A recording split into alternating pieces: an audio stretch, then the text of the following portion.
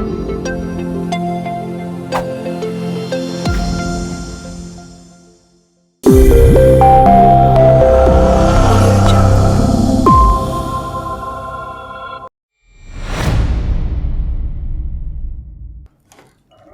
I come in, sir? આવો બેસ. Thank you, sir. કેમ છો? બસ મજા. પરિચય આપના. મેં માસ્ક તમારે if you are comfortable. Yeah I am comfortable. તમારો કોડ નંબર પહેલા જણાવો. મારો કોડ નંબર D1112 છે.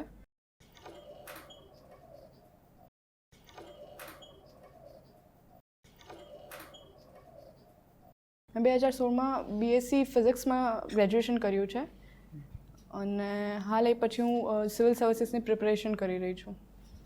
ફિઝિક્સ ક્યારે પૂરું કર્યું BSc? 2016. અને ક્યારથી પ્રિપરેશન કરી રહ્યા છો? મેં 2018માં સ્ટાર્ટ કરી. અચ્છા, MSc ન કર્યું? MSc નથી કર્યું. એનું કારણ? કારણ કે મેં BSc ફિઝિક્સમાં જ એક્સપ્લોર કર્યા કે ફ્યુચરમાં શું સ્કોપ છે ફ્યુચરમાં કરિયરમાં. દેન આઈ રિયલાઇઝ કે મને એના કરતાં બીજા બધા એરિયા આર્ટ્સમાં વધારે ઇન્ટરેસ્ટ હતો, લાઈક હિસ્ટ્રી એ બધા સબ્જેક્ટ્સમાં વધારે ઇન્ટરેસ્ટ હતો. ત્યાર પછી મેં LLB કર્યું, પણ LLBમાં મને જાણવા મળ્યું કે સિવિલ સર્વિસીસ છે. ત્યારે પછી મેં આ જ ચોઇસ કર્યું છે. ઓકે, તો તમે જ્યારે સરકારમાં કોઈ પણ જોબ કરશો તો અલગ અલગ પ્રકારની જોબની પ્રોફાઇલ હોય છે, જેમ કે ડેપ્યુટી કલેક્ટર, મામલતદાર, TDO, એ તમને ખ્યાલ હશે, સચિવાલયમાં સેક્શન ઓફિસર. તો એવી રીતે બીજી પણ એક પ્રોફાઇલ્સ છે, જેમ કે chairman, CEO, director, managing directors. તો એવી બધી જે છે, બોર્ડ છે, કોર્પોરેશન છે, બ્યુરો છે, તો એ બધાની વચ્ચે બેઝિક ડિફરન્સ શું છે? Board, corporation, bureau, managing director, CEO, એના વિશે થોડું જણાવશો?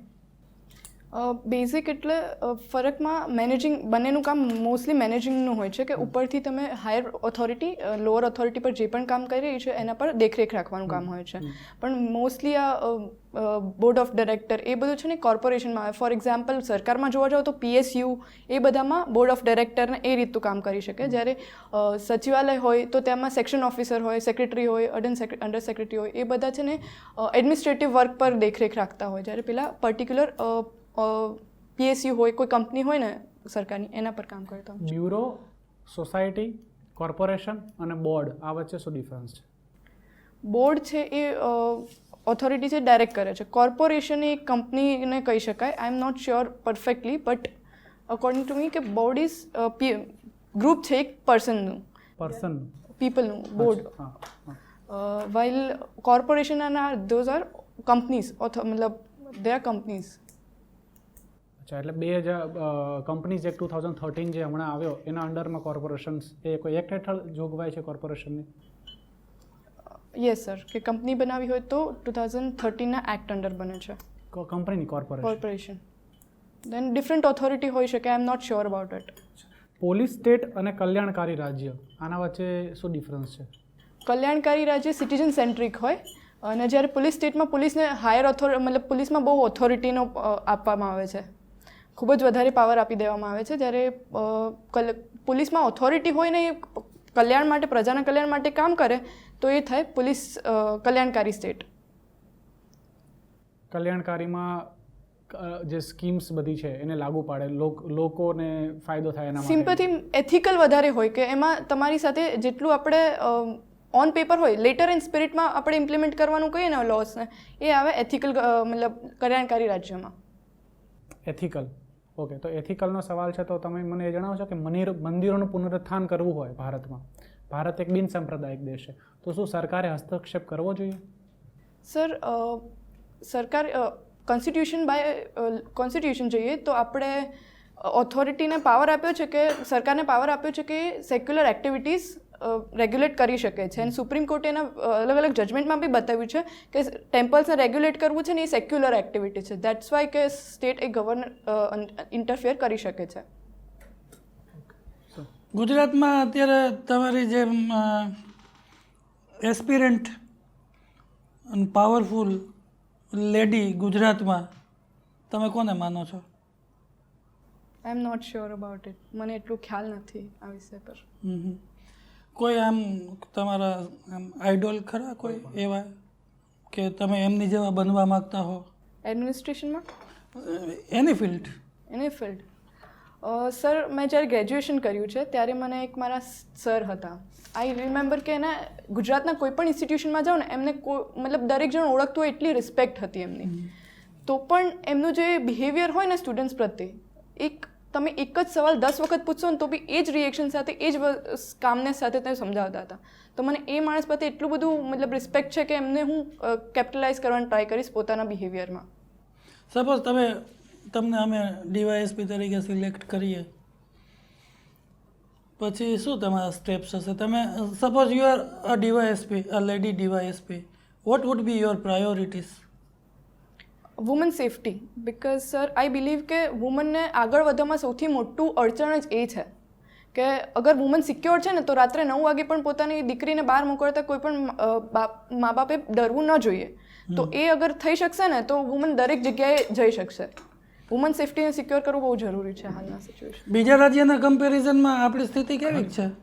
બીજા રાજ્યના કમ્પેરિઝનમાં ખૂબ જ સારી છે અને આઈ બિલીવ કે વુમન સેફટી અને લો એન્ડ ઓર્ડર મેન્ટેન કરી શકીએ છીએ આપણે બીજા રાજ્યના કમ્પેરમાં. એટલે ઇકોનોમિક એક્ટિવિટી પણ આપણે ત્યાં સારી થઈ રહી છે અને વુમન વધારે પાર્ટિસિપેટ કરી રહી છે કારણ કે બીજા કમ્પેરમાં આપણે ત્યાં વુમન સેફટી વધારે સારી છે. Safety is only the thing to acquire or something else is also there? Social factors પણ અફેક્ટ કરે છે. ફોર એક્ઝામ્પલ આપણે અર્લી મેરેજ એજ હોય છે. હમણાં જ કોઈ રિપોર્ટ છે એમ કહે છે કે વુમન છે 22 વર્ષે પરણી જાય છે.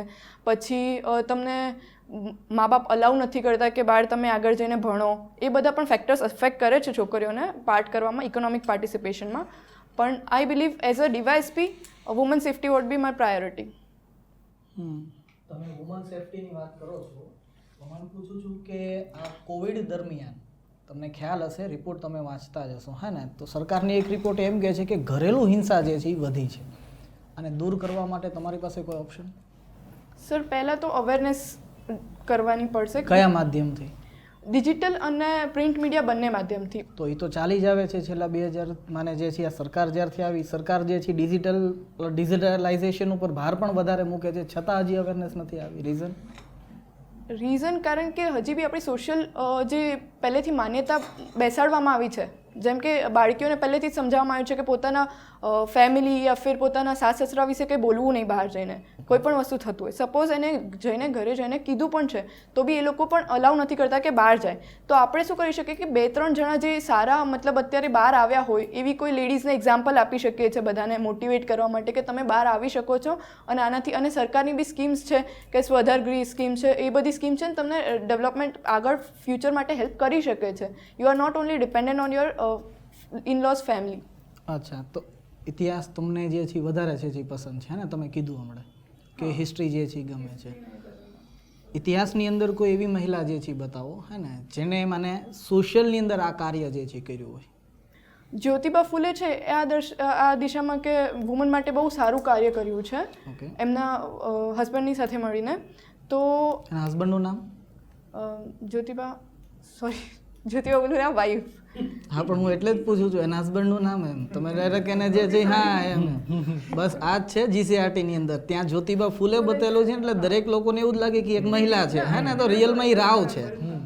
ઓકે, તો એમના વાઈફે આવી દિશામાં સારું કર્યું છે એ બંને મળીને. I forgot the name of that girl. Okay, કઈ જે છે સંસ્થા સાથે જોડાયેલા હતા? Technically I am not sure.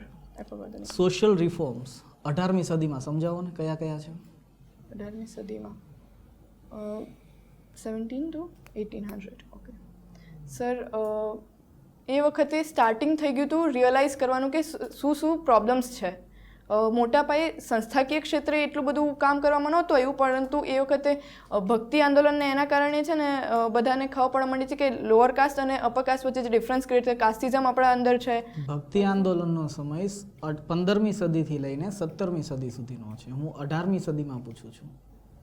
પણ એના ઇફેક્ટ્સથી આપણને રિયલાઇઝ થવા માંડ્યું હતું ને, તો ત્યારે હવે કામ કરવા માંડ્યા હતા. I wanted to say that કે એ વખતે કામ થવા માંડ્યું હતું. પરંતુ ફોર એક્ઝામ્પલ રાજા રામ મોહન રાય જેવા છે, એમને એ વેસ્ટર્ન એજ્યુકેશનથી થયા હતા, ઇન્ફ્લુઅન્સ થયા હતા. તેથી એમને રિયલાઇઝ થયું કે બહારના દેશોમાં અને આપણા દેશોમાં સ્ત્રીની સ્થિતિ શું છે, કાસ્ટિઝમ વચ્ચે શું ડિફરન્સ છે. તો તો એ બધું રિયલાઇઝ થવા માંડ્યું હતું. બાકી સંસ્થાકીય ક્ષેત્રે એટલું બધું કામ નહોતું થયું, રેધર દેન સોશિયલ સ્ટેટસ પર વધારે ઇફેક્ટ મતલબ સ્ટાર્ટ થયું હતું સોશિયલ. ભક્તિ આંદોલનની વાત કરી તો દ્વૈતવાદ અદ્વૈતવાદ બંનેમાં ડિફરન્સ શું છે? દ્વૈતવાદ મતલબ બંને અલગ છે, માણસ અને ઈશ્વર બંને અલગ અલગ છે, જ્યારે અદ્વૈતવાદ મતલબ બંને એક જ છે. અચ્છા, તો એની અંદર જે જીવ જગત અને ઈશ્વરની જે કલ્પના છે, એટલે તમે એમ કહેવા માંગો છો કે દ્વૈતવાદની અંદર બંને અલગ અલગ છે અને અદ્વૈતવાદની અંદર એક છે, તમે એવું કહેવા માંગો છો? અદ્વૈતવાદમાં હા કે બંને અલગ અલગ છે, ઈશ્વર અને માનવ. જ્યારે નક્કી કરો અને પછી કહો કે દ્વૈતવાદ શું છે અને અદ્વૈતવાદ શું છે. દ્વૈતવાદમાં બંને અલગ અલગ છે. ઈશ્વર અને જે છે મને જગત જે છે બંને અલગ અલગ છે. ઓકે, અને અદ્વૈતવાદની અંદર બંને એક જ છે. એક જ છે. તો અદ્વૈતવાદના પ્રણેતા કોને કહેવામાં આવે છે? અદ્વૈતવાદ આઈ એમ નોટ શ્યોર.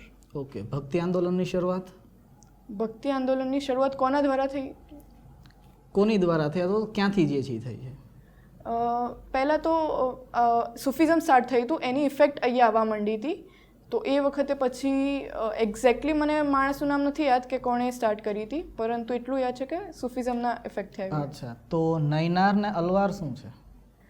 એ હા યસ, સાઉથ ઇન્ડિયનમાંથી આપણે ઇન્ડિયામાં સાઉથ ઇન્ડિયામાં સ્ટાર્ટ થયું હતું. એમાં નયનાર્સ અને અલવાર્સ કરીને હતા, બે અલગ શૈવિઝમ અને વૈષ્ણવિઝમને પ્રમોટ કરવા હતા. નયનાર હતા એ શૈવિઝમને પ્રમોટ કરતા હતા, એ સંત હતા, જ્યારે અલવાર્સ હતા એ વૈષ્ણવિઝમના પ્રમોટર્સ હતા. એના પરથી સ્ટાર્ટ થયું હતું આપણે ત્યાં. ઓકે, અને લાસ્ટ ભક્તિ રિલેટેડ ક્વેશ્ચન. ભક્તિ આંદોલનની શરૂઆત દક્ષિણમાં થાય છે, ઠીક છે, અને એ ઉત્તર તરફ આવે છે. તો દક્ષિણમાંથી ઉત્તર તરફ આવવાની જે પ્રોસેસ છે ભક્તિ આંદોલનની, શું કહેવાય છે? આઈ એમ નોટ શ્યોર. સર, અત્યારે ગુજરાતમાં એઝ અ સ્ટુડન્ટ તમે તૈયારીમાં જ છો, અત્યારે ક્યાંય જોબ તો કરતા નથી ને? હા, હમણાં હું ડીવાયસોમાં સિલેક્ટ થઈ છું, તો હમણાં જસ્ટ જોઈન કરીશ. હવે જશો, કયા ડિપાર્ટમેન્ટમાં કામ કરવું ગમશે?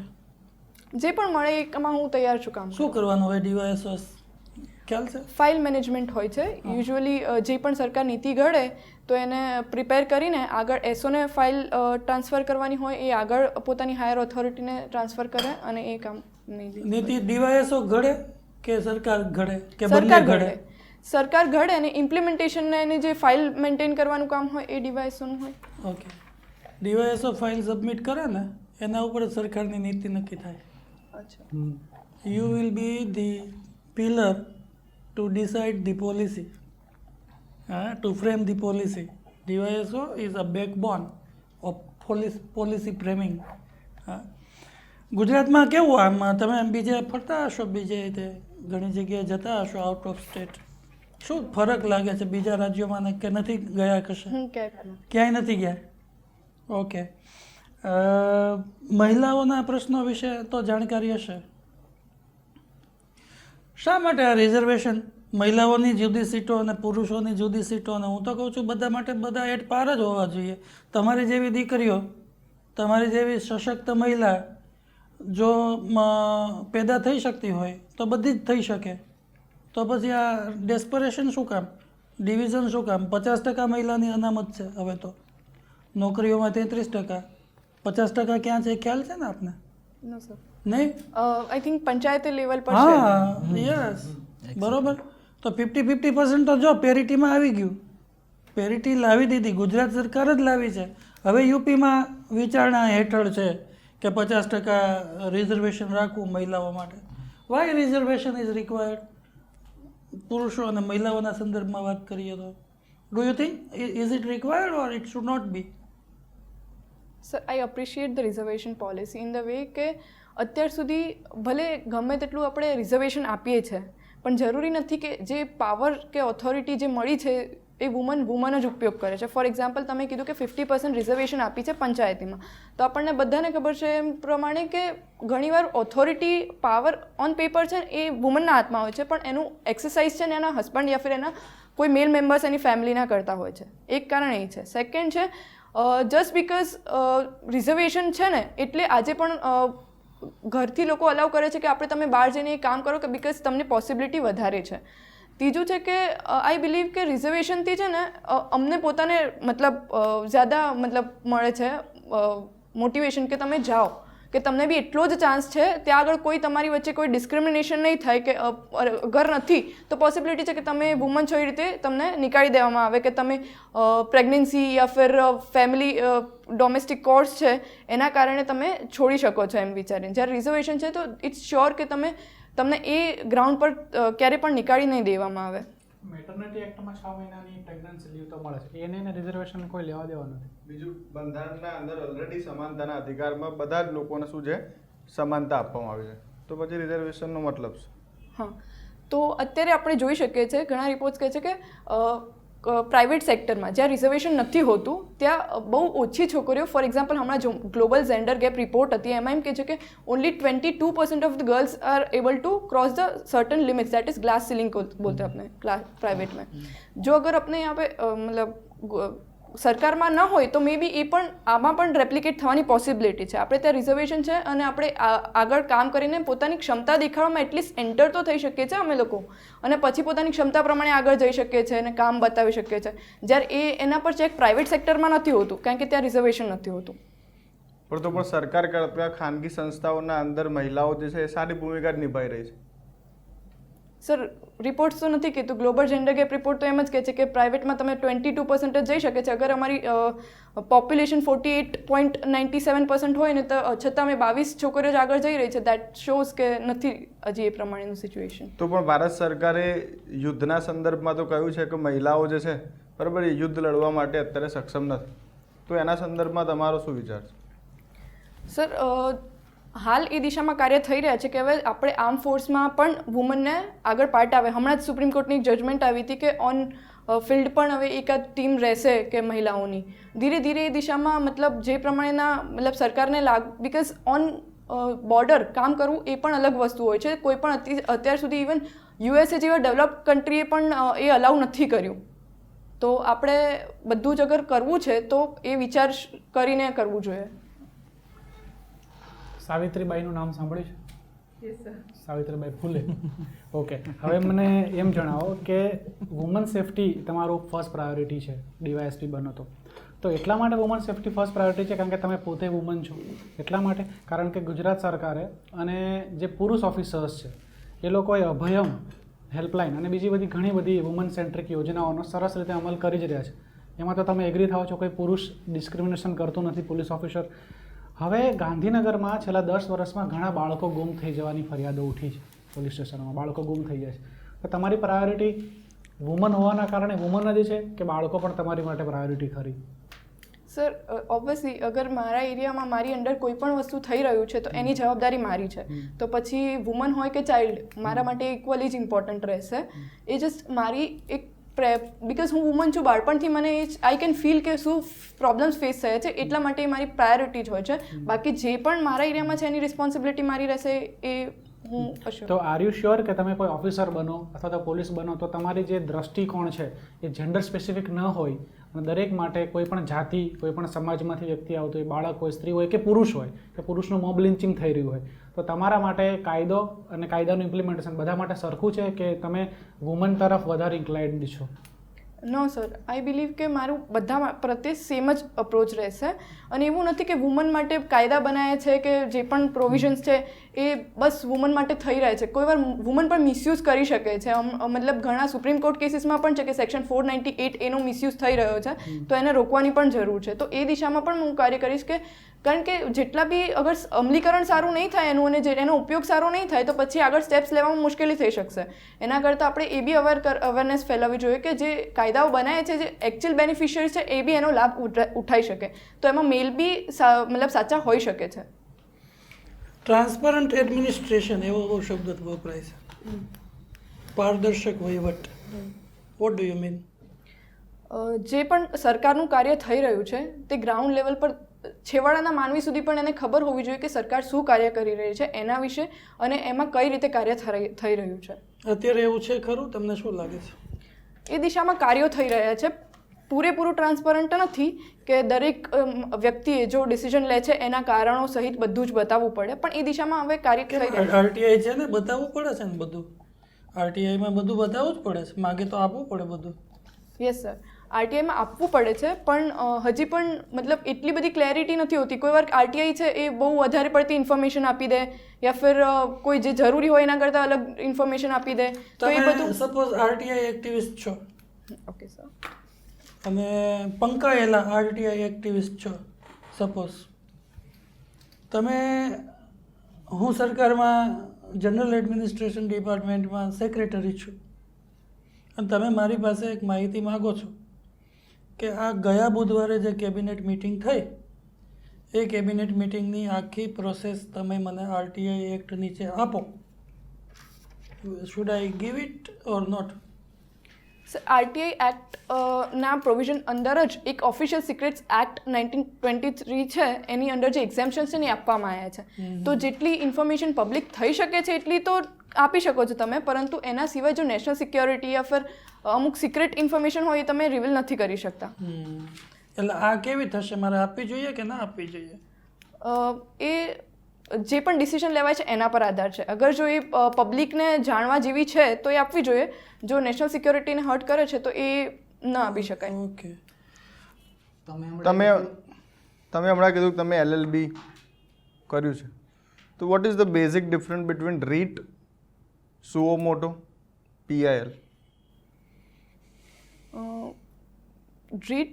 રીટ suo motu and PIL. Okay. Writ એ આર્ટિકલ 32 ઓફ ધ કોન્સ્ટિટ્યુશનની અંડર આવે છે અને 226 હાઈકોર્ટમાં આવે. એમાં 5 પ્રકારની રીટ હોય અને રીટમાં શું હોય કે ડાયરેક્ટ તમે ફંડામેન્ટલ રાઇટનું જ્યારે હનન થાય ને ત્યારે કોઈ પણ નાગરિક સુપ્રીમ કોર્ટ યા હાઈકોર્ટને અપીલ કરી શકે છે. PIL એટલે એમાં કોઈ પણ વ્યક્તિ, સપોઝ મારાથી ઇફેક્ટ નથી, એન્વાયરમેન્ટલ રિલેટેડ હોય તો પણ હું એમાં કરી શકું છું. અને સુઓ મોટો એટલે જ્યારે સુપ્રીમ કોર્ટ યા ફિર કોઈ પણ જ્યુડિશિયલ ઓથોરિટી છે જાતે એનું રેકગ્નિશન લે અને પછી એ દિશામાં કાર્ય કરે. FRI શું છે? FRI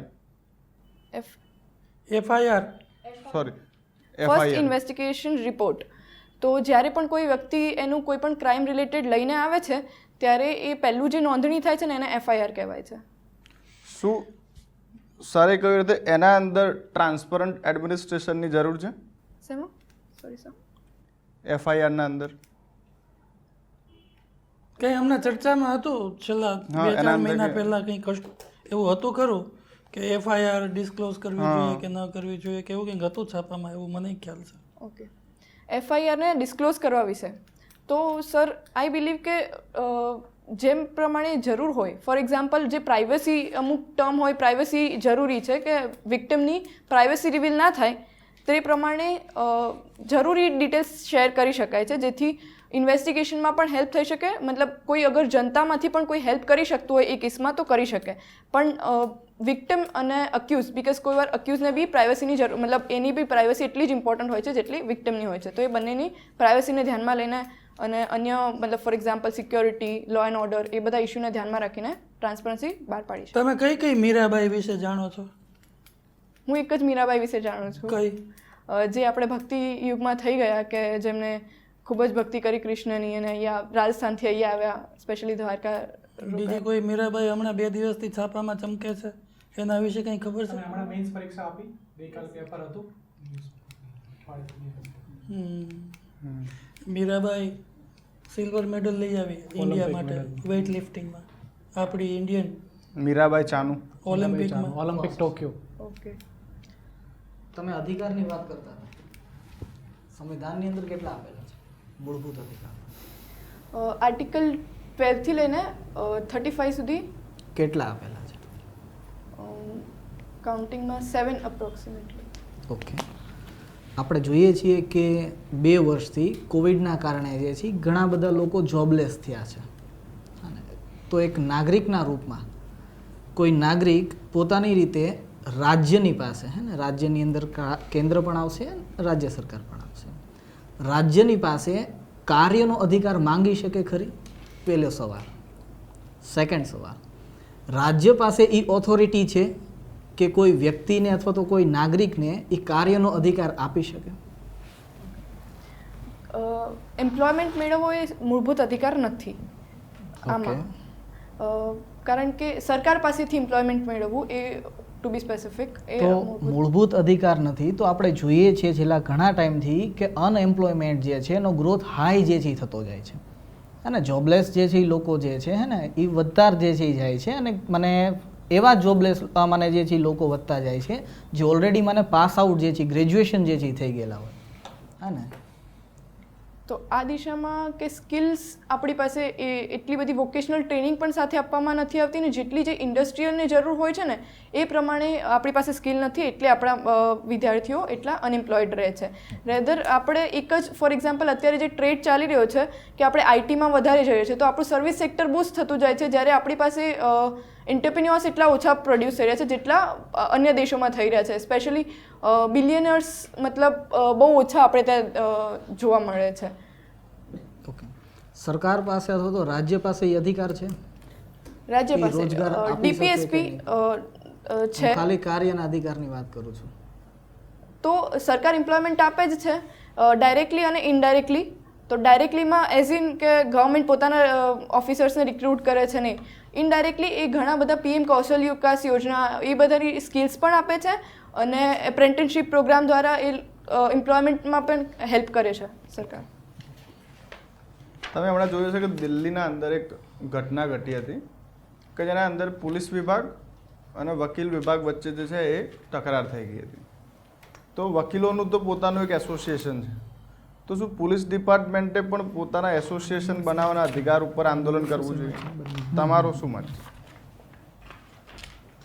police sir I believe કે એસોસિએશન હોય છે આઈ થોટ કે જેમ આઈએએસનું પણ એક એસોસિએશન હોય છે આઈ એમ નોટ શ્યોર કે પોલીસનું હોય છે કે નહીં જે પ્રમાણે તમે કીધું છે કે અત્યારે નથી હોતું તો આ બનાવવું જોઈએ કોઈ વાર પોલીસને પણ પોતાના અધિકારો અને પોતાના જે માંગની જરૂર હોય એના માટે હોવું જોઈએ for example lower level police હોય જે ગ્રાઉન્ડ લેવલ પર કામ કરતી હોય છે તો એમને બી ઘણી બધી તકલીફો હોય છે તો એ પોતાને ક્યાં રજિસ્ટર કરાવે ને તો એ પોતાનું એસોસિએશન બનાવી શકે તો પોતાની બાર્ગેનિંગ પાવર કે તમે જે જરૂર છે એ ડિસ્ક્લોઝ કરી શકે એના માટે જરૂર OROP એવું કંઈક અમને બહુ શબ્દ થઈ ગયો છે છાપામાં OROP યુ આર નોટ એવેર આર્મીમાં કંઈ એસોસિએશન જેવું કે એવું છે કંઈ પ્રશ્નો છે આર્મીના પગાર રેન્કના 1 રેન્ક 1 પેન્શન એવું કંઈ સાંભળ્યું તો શું છે કે એક જ રેન્ક હોય તો એ બધાને સેમ પગાર અને પેન્શન મળવી જોઈએ એમ જે પ્રમાણે જ્યારે રિટાયર થાય છે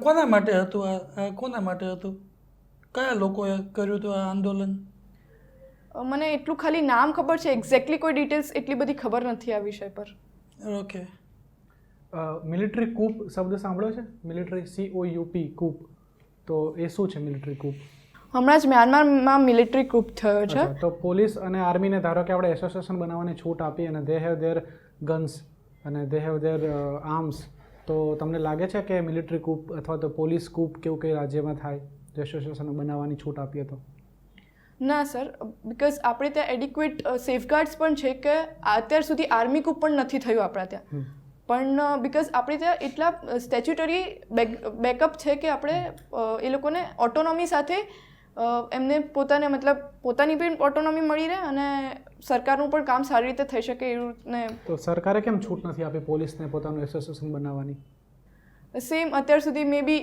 એ ડર રહ્યો હોય કે મિલિટરી કૂપ થઈ શકે છે એમ તમે આર્મી કૂપની વાત કરી હા ને કે અત્યાર સુધી થયું નથી તો આ રોયલ નેવીનો જે વિદ્રોહ થયો તો એ શું છે એ રોયલ નેવીનો બ્રિટિશ ઇન્ડિયા ટાઈમમાં થયો હતો આપણે 1945 અપ્રોક્સ એની અંદર તો મને જે છે એ ગાંધીજીથી લઈને દરેક લોકો વિરોધી હતા એ મને જે છે વિદ્રોહના કે બોલે કે આ કાર્ય તમારે જે છે ન કરવું જોઈએ reason because A dependent India હતું આ ઇન્ડિપેન્ડન્ટ ઇન્ડિયા છે એ બ્રિટિશ ઇન્ડિયા હતું અને એની જે રિપ્રેસિવ પોલિસી હતી એની ઇફેક્ટ તો આજ તમે એક વસ્તુને સમજો હા ને કે આપણું ત્યારે પહેલી પ્રાયોરિટી આઝાદી મેળવવાની હતી ઠીક છે તો નેવી જે વિદ્રોહ કરતો હતો અથવા તો નેવીએ જે વિદ્રોહ કર્યો હતો તો એ ઇન્ડિપેન્ડન્સ ઓલાની અંદર જ એક પગલું હતું ને આઝાદી તરફ જ એક પગલું હતું ને છતાંય તે સમયની જેટલી પણ માને જે છે એ સંસ્થાઓ હતી હે ને કોંગ્રેસથી લઈને દરેક જે છે આવી ગઈ ઠીક છે બધાય લોકો એનો જે છે વિરોધ જે છે કર્યો હતો રીઝન શું હતું કારણ કે એ લોકોની સિચ્યુએશન પણ એવી હતી અને એ વિદ્રોહ ઇન્ડિપેન્ડન્સ માટે પણ થયો હતો કે ઇન્ડિપેન્ડન્ટ મુવમેન્ટને સપોર્ટ કરવા. ફોર એક્ઝામ્પલ એકાદ નેવી કૂપ હતું, એમાં હતું કે એમના જે જહાજ હતા ને એમના પર એમને ખાલી એટલું કર્યું હતું કે ક્વિટ ઇન્ડિયા લખ્યું હતું યા ફિર કોઈના સપોર્ટમાં લખ્યું હતું ત્યારે પણ. એટલે એ ઇન્ડિપેન્ડન્સના સપોર્ટ માટે કોઈ વાર થયું હતું નવલ, તો એને સપોર્ટ કરવા માટે કર્યું હતું. તો પછી આ લોકોની બી ફરજ બનતી હતી કે જો એ આપણા માટે આટલું કરી શકે તો આપણે બી એના માટે સ્ટેન્ડ લઈ શકીએ. તમે હમણાં જણાવ્યું કે તમે સિવિલ સર્વિસની તૈયારી કરી રહ્યા છો. Yes sir. કેટલા સમયથી? 2018થી. અહીંયા ઘરે જ કે પછી? સ્પીપામાં જાઉં છું હું અચ્છા. કોલેજમાં. તો આ સિલિગુરી કોરિડોર શું છે? સિક્કિમમાં છે. એ ઇન્ડિયાના નોર્થ ઇસ્ટ પાર્ટને મેઇન જે ઇન્ડિયા છે ને એની સાથે કનેક્ટ કરે છે અને એટલું લેન્ડ બોર્ડર છે ને એ એટલી જ છે જે કનેક્ટ કરી શકે આપણે નોર્થ ઇસ્ટ ઇન્ડિયાના પાર્ટને. What is the geo strategical importance of this corridor? Geo સ્ટ્રેટેજિકલમાં એ ફક્ત ઇન્ડિયાના 2 પાર્ટને કનેક્ટ નથી કરતી, પરંતુ એમાં સિક્કિમમાં ચાઇના, ભૂટાન એ ત્રણેય દેશનું એક કન્ફ્લુઅન્સ પોઈન્ટ કહી શકાય. ત્યાં આગળ હમણાં જ મતલબ જે એરિયા છે એ અગર સિક્યોર નહીં કરવામાં આવે તો આપણા બંને પાર્ટને કનેક્ટ કરવામાં નુકસાન કરી શકે છે. ચાઇના એને ઘણો ટ્રાય કરે છે કે ભૂટાનને પણ એ ઇન્ફ્લુઅન્સ કરીને આપણા એ પાર્ટને ચોક કરે. ક્વિટ ઇન્ડિયા બરાબર, ફ્રી ઇન્ડિયા અને ફર્સ્ટ ઇન્ડિયા વચ્ચે શું અંતર છે?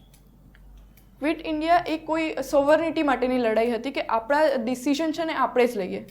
ફ્રી ઇન્ડિયામાં જસ્ટ એવું નહીં કે આપણે સરકાર આપણે બનાવીએ પણ આપણા લોકોના હાથમાં પાવર આવે. અને third is first India. First India એટલે આપણે ઇન્ડિયા છે ને એ ઓવરઓલ વર્લ્ડમાં આપણું મતલબ પોતાનો પાવર દેખાડી શકે કે આપણે રિજનલથી ગ્લોબલ પાવર સુધીની જર્ની ડિસાઇડ કરી શકીએ. Your interview is over. હવે આપણે ચર્ચા કરીએ of the record. You were excellent to my mind, full of confidence, full of logic, full of information and very precise. એક ઓફિસરમાં જે ક્વોલિટીઝ હોવી જોઈએ એ બધી જ ક્વોલિટીઝ તમારામાં છે.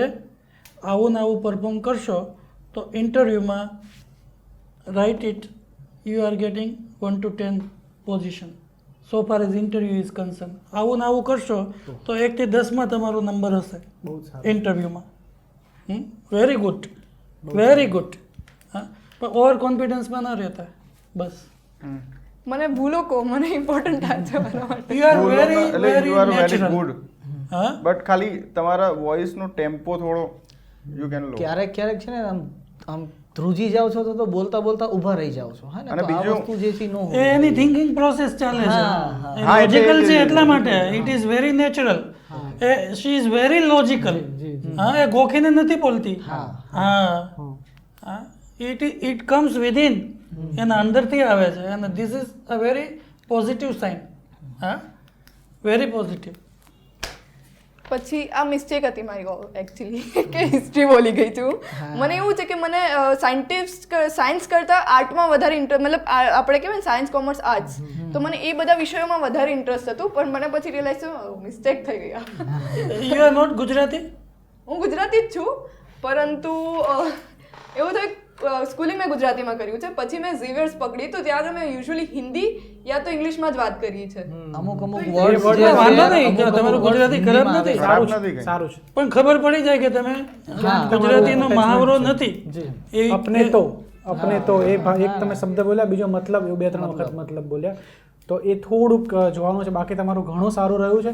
અને ક્યારેક જ્યારે કોઈ જાતિ હોય, કોઈ વંશ હોય, કોઈ જેન્ડર ઇક્વાલિટી હોય, ત્યારે થોડોક ડિપ્લોમેટિક આન્સર આપવો, નહીંતર લોકો તમે પછી થોડુંક ફેમિનિઝમ જે છે ને એની ઉપર થોડુંક વધારે ભાર મૂકો છો. હા ને, કે બધું એની ઉપર જ ઓલું થાય છે એવું પછી નથી. એના પર સરકાર લઈ ઘણા બધા કાર્યો જે છે કરે છે. ફેમિનિઝમ ખોટું છે એવું નથી, બહુ જ સાચું છે અને સારું છે. પરંતુ તમારો ઇન્ટરવ્યૂ જો એના પર જ રહ્યો તો તમારી જે બીજી ક્વોલિટીઝ છે એ બહાર એ બધી નહીં જે છે એ છુપાઈ જશે બાકી એ બધું એક સારું ક્વોલિટી છે. જે છે એ જ બહાર આવશે, બાકી બધી વસ્તુ દબાઈ જશે એવું આવે. ન એટલે થાય. આપણે તમારી જે પણ ક્વોલિટી છે કે તમને એડમિનિસ્ટ્રેશનમાં ખબર પડે છે, બોર્ડ કોર્પોરેશનમાં ખબર પડે છે, કે તમને વિમેનમાં ખબર પડે છે, તમે ઇન્ટરનેશનલ રિલેશનશિપમાં ભૂટાનમાં ખબર પડે, તો એ બધી જ આપણે ત્યાં પ્રેઝન્ટ કરવાની છે.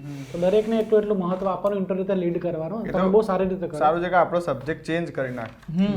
નહીં તો જો કોઈને પર્ટિક્યુલર રિઝર્વેશન ઉપર કે એના ઉપર જતું રહ્યું હોત, સાવિત્રી બાઈ ઉપર જતું રહ્યું તો છેક આપણે લેડી નો પૂછું ત્યાંથી એટલા જ માટે બ્રેક કરી દીધું. તમને નો આવ્યો ને જવાબ એટલે બ્રેક કરી દીધું ત્યાંથી તે. એટલા જ માટે એટલે ભક્તિ આંદોલન એક્ઝેક્ટલી તરફ લઈ મેં ગયા. સર આખો ટોપિક જ ચેન્જ કરી નાખ્યો હા.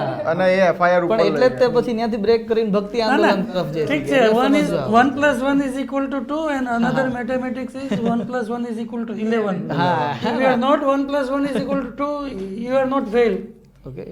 But you are supposed to prove how 1 plus 1 is equal to 11. બેઠેલા છે. એ તમે કરી શકો છો. હા, બાકી ઇન્ફોર્મેટિવ ચીજો હોય ના હોય બહુ ચિંતા ના ઇન્ફોર્મેશન થી વાંધો નહીં, પણ યસ તમે જે પણ ઇન્ફોર્મેશન બોલો એ વેલ અરેન્જડ બોલો તો સારું. હા ફોર એક્ઝામ્પલ મને સુધારી શકશો પોસ્ચર ફોર હજી એક્ઝામ્પલ આટલું બધું નહીં પણ થોડુંક રિલેક્સ થઈને થોડુંક વ્યવસ્થિત રિલેક્સ થાય. બસ આ બરાબર હા. હા બરાબર હા nothing much to add from my side. Good good હા? ડીવાયએસઓ મને એવું લાગ્યું ઇન્ટ્રોડક્શનમાં હું બોલવાનું ભૂલી ગઈ કે હું હમણાં જ સિલેક્ટ થઈ છું. તમે પૂછ્યું ને એટલે મને યાદ આવ્યું. હા કેવું જોઈશે તમારે હા, because તમારે હમણાં કેવું જ. જોઈશે? તમારે કઈ પૂછવું હોય તો કહો. મને તો એવું છે કે મને એવું છે કે હું LLB નું બોલું કે ન બોલું, કારણ કે શું થયું 2016માં મેં 2017 અને 18 હાફ મતલબ અપ્રોક્સિમેટલી જાન્યુઆરીમાં મેં છોડ્યું હતું જો અને તમારું પછી કોન્સ્ટિટ્યુશનલ અને એડમિનિસ્ટ્રેટિવ આસ્પેક્ટ બહુ ક્લિયર છે તો તમે એલએલબી કે બોલો. બોલજો કહો. નકર 4 વર્ષનો ગેપ કેમ બતાવશો કે એમ નહીં, તમારા હિસ્ટ્રીના ક્વેશ્ચન જો ડાગુમગુ હશે તો આ કવર History અહીંયા નથી સારું. નથી બોલવાની જ નથી. આ બોલાઈ ગયું બાય મિસ્ટેક બોલાઈ એમ ગયું. નહીં, એ પણ એ બોલાય જ જશે. અને સારું તમે ત્યાં જેવા એ જ છો ધ્યાન એવા જ રાખવાનું વ્યક્ત છે ને. થશો તો વધારે સારું છે. તમે જે માનતા હોય એ વ્યક્ત થજો. હા, નથિંગ ઇઝ ગોઈંગ અગેન્સ્ટ. બરોબર? એટલે તમારા ઝેનમાં જે વસ્તુ હોય બી નેચરલ. હા, તમે અને નહીં બોલો ને તો ખબર તો પડી જ જવાની છે. એટલે કે તમે સમજી લો કે જે તમે કશુંક છુપાવશો ને તો અમને તો ખબર પડી જ જવાની છે.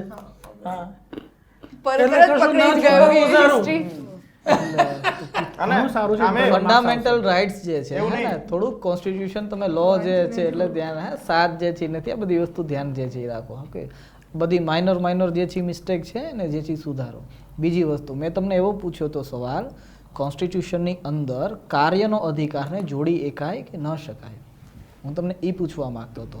બીજો ક્વેશ્ચન એ જ હતો એને રિલેટેડ કે રાજ્યનું એ ઉત્તરદાયિત્વ છે કે કાર્યનો અધિકાર કોન્સ્ટિટ્યુશનની અંદર છોડી દે, અને જો છોડી દેશે તો એના પછી જે છે પગલાં શું લેવા પડશે.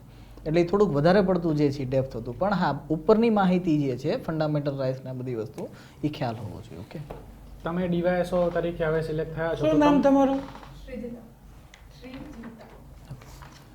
તમે ડીવાયએસઓ તરીકે સિલેક્ટ થયા છો અને તમારે ક્લાસ 1 તો પાસ કરવી છે તો તમને આ પ્રશ્ન 100% પૂછશે કે તમે ડીવાયએસઓ નો માહોલ તમને ગમ્યો તો શું હવે તમે એસઓ માં જવા માંગો છો કે મામલતદારમાં કે ક્લાસ 1 માં તો જશો ક્લાસ 2 માં તો શું પસંદ કરશો, મામલતદાર કે એસઓ? એ પૂછશે તમને 100% એ જરૂરી પણ સર નથી. હા જરૂર નહોતું. મેં હજી જોઈન નથી કર્યું.